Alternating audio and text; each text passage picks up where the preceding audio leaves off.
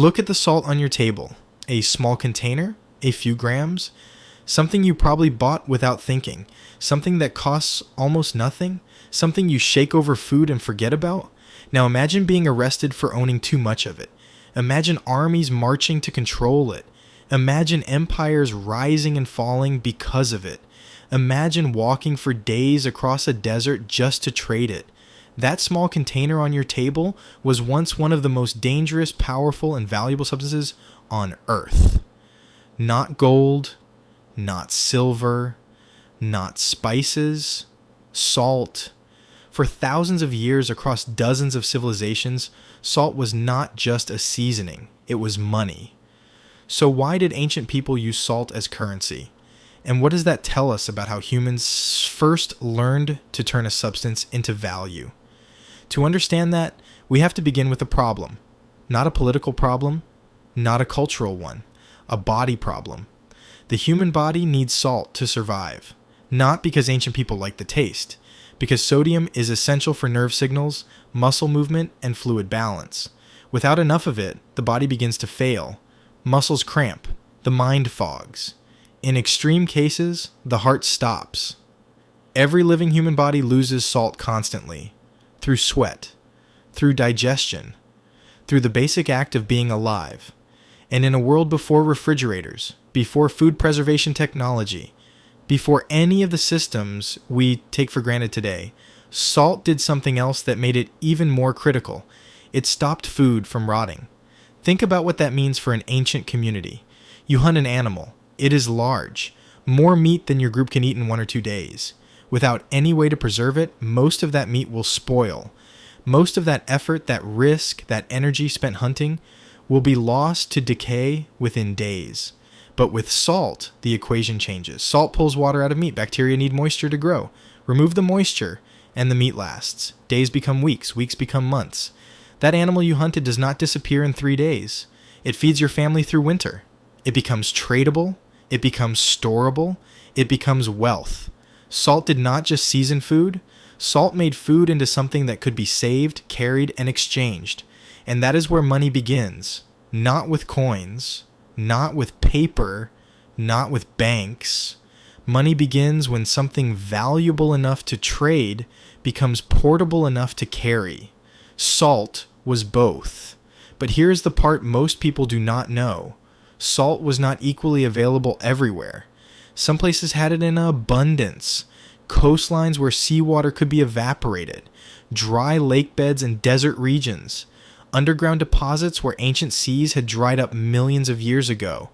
Other places had almost none, and that uneven distribution is the engine of ancient trade. When one group has something another group desperately needs, exchange begins. Roots form, relationships form, and slowly, the thing being traded begins to function like currency. In ancient Rome, this became almost formal. Roman soldiers were sometimes paid in salt, or given a special allowance specifically to buy it. The Latin word for this was salarium. That word over centuries became the English word salary. Every time someone talks about their salary today, they are using a word built from the Roman practice of compensating workers with salt. Not metaphorically, literally. The word for your modern paycheck descends from salt. But Rome was not the only place where this happened.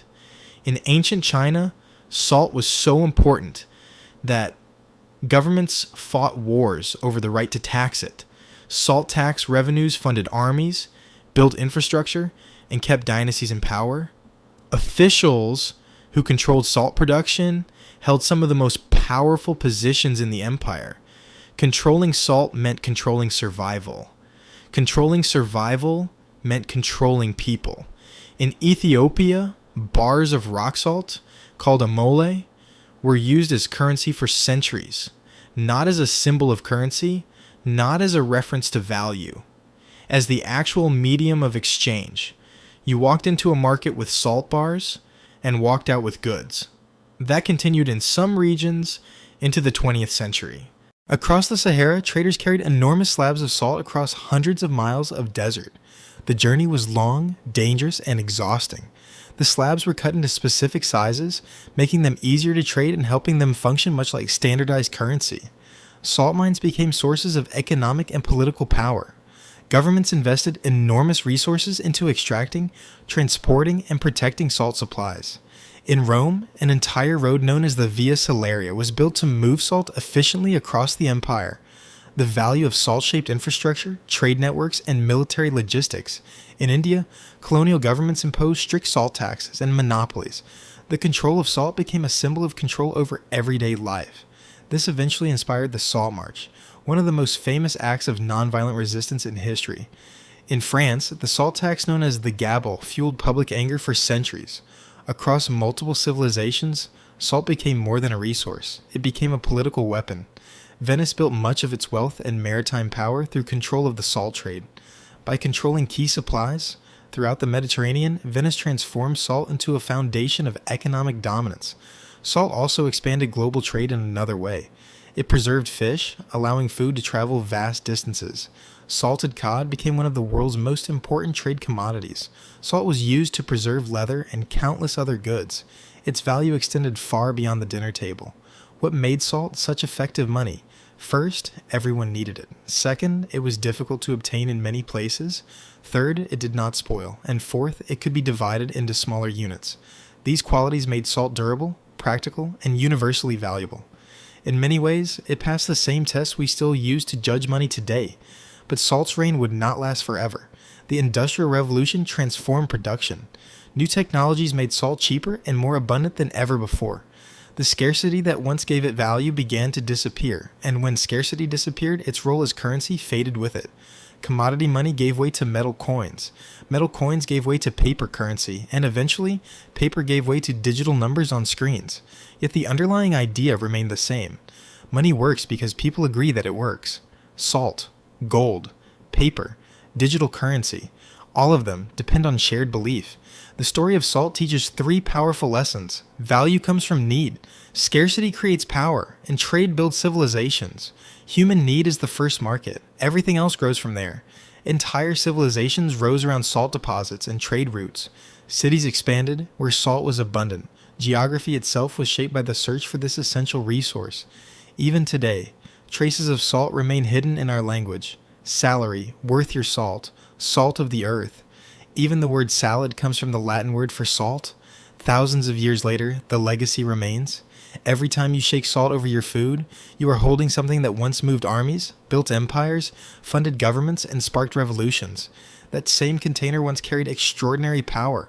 Your body still needs it. That need never changed. What changed was everything around it. What changed was access. Not the substance, not the biology, but humanity's ability to obtain it.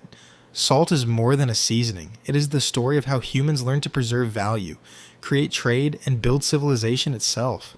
Ancient power still sits in the palm of your hand, and every grain carries a piece of the story that helped shape the modern world. If you enjoyed this journey into the ancient world, subscribe for more forgotten stories hidden in everyday things, because sometimes the most ordinary objects reveal the most extraordinary history.